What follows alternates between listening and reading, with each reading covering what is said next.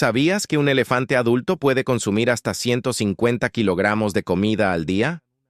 Esto no es solo hambre, es ingeniería. Al derribar árboles y dispersar semillas a kilómetros de distancia a través de su estiércol, estos gigantes son los arquitectos del ecosistema. Sin ellos, la sabana tal como la conocemos desaparecería. Pero comer no es lo más impresionante que hacen. Lo realmente increíble es cómo piensan. En el corazón de la sabana, la supervivencia no depende de la fuerza bruta, sino de algo mucho más valioso: el conocimiento acumulado. A menudo hablamos de manadas o grupos, pero eso es quedarse corto.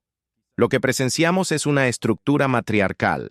No son simples congregaciones, son sociedades complejas gobernadas por una sola figura: la matriarca. Ella no es solo la líder, es el cerebro de la operación. Su papel es crítico. Ella es la guardiana de la historia del grupo. Mientras otros animales viven el momento, ella vive en el tiempo. ¿Sabías que ella es capaz de recordar la ubicación exacta de pozos de agua que visitó hace 30 años?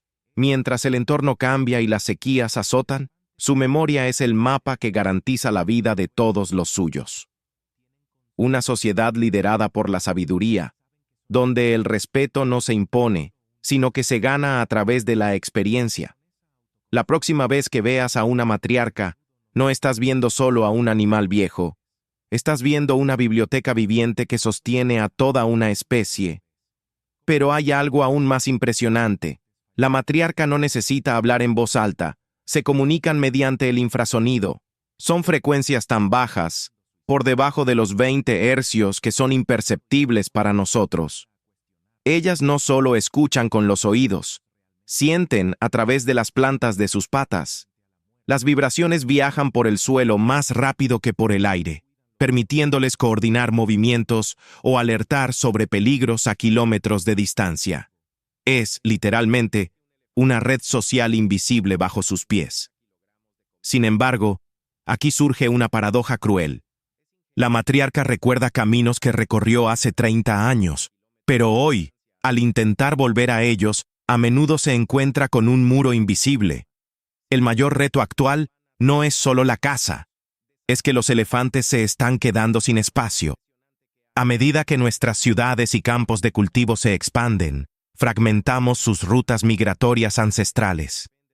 Imagina intentar volver a casa y descubrir que el camino ha desaparecido. Ese es el drama que viven ellos cada día.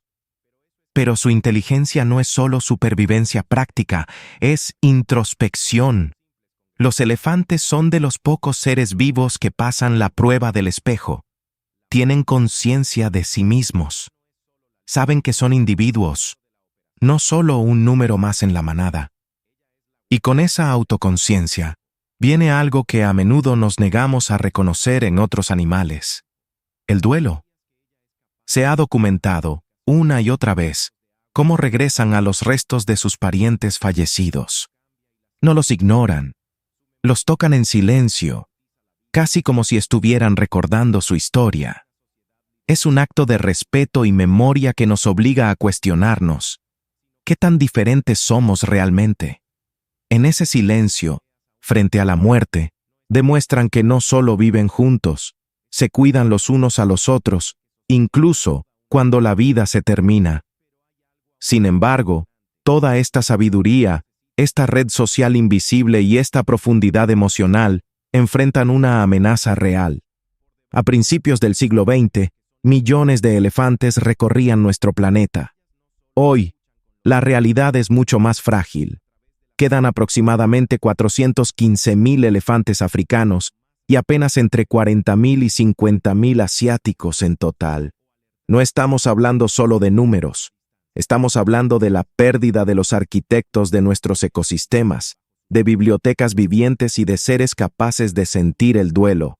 Perderlos no es solo una estadística, es un silencio que no podemos permitirnos. Quizás la próxima vez que veas a un elefante, no veas solo un animal de varias toneladas.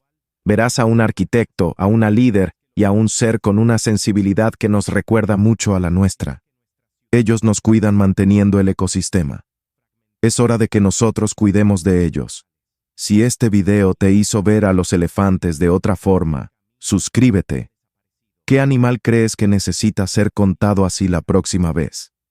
Te leo en los comentarios.